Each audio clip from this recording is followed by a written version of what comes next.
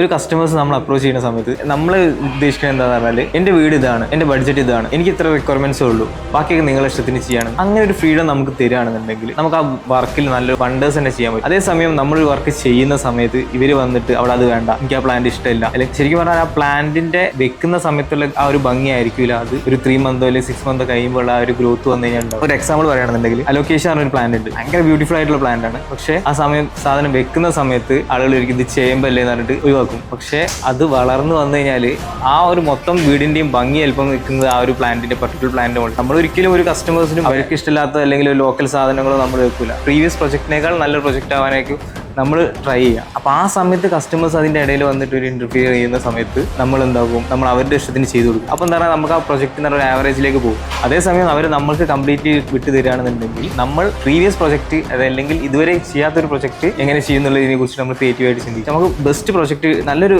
Result കിട്ടണമെന്നുണ്ടെങ്കിൽ customers full freedom നമുക്ക് തരണം ലാൻഡ്സ്കേപ്പിംഗിൽ.